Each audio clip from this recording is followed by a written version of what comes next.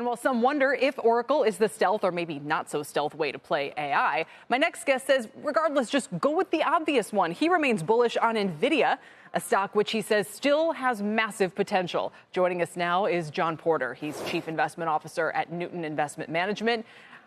John, it's a chip company, and they go through cycles. And the argument I think comes down to whether you think Nvidia will experience one of the many pullbacks the industry often sees or not. If it can, and this was the argument Chris Grisanti made the other day, that it can kind of avoid some of those kind of historical cyclical challenges the industry has been through. Yeah, it's a fair question, Kelly, and there certainly are some cyclical headwinds to be mindful of. I mean, right now, if you look outside of AI within the semiconductor space, there's a lot of cyclical headwinds. But sometimes it pays to sort of step back and see the forest for the trees. As investors, we often make stories more complicated than we need to, and sometimes we just need to focus on the simple, straightforward story. And in Nvidia's case, I look at what's going on around AI. You listen to the comments last night from Oracle and many others. I absolutely am in the camp that AI is transformational technology.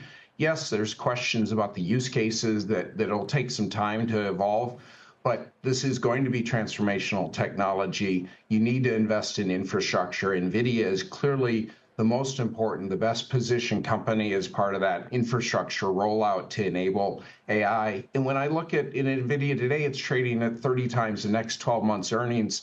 This is not a bubble stock. You would think it is as often as it's talked about. Right. But at 30 times earnings, that's not a bubble.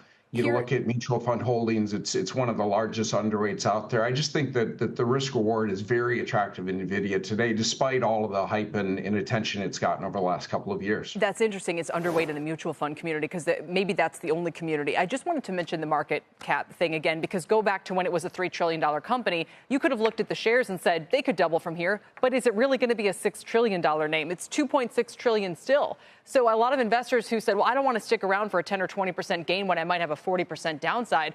I want to be here for the double. Can this company be a $5 trillion market cap?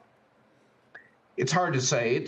I wouldn't rule anything out. I think that's a very fair question, Kelly. But a year or so ago, when it was $1 billion and a half, the same question was being asked, and here we are with a stock that's up, somewhere on the order of 125, 130% year to date, and still only 30 times earnings. That's what I would focus on. I think the understanding the earnings power of this stock is a very complex task.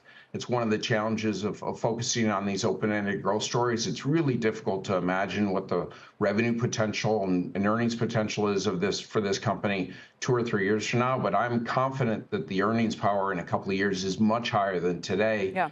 I was taught at the beginning of my career, stock prices follow earnings. I think this stock is going to go up from here. Well,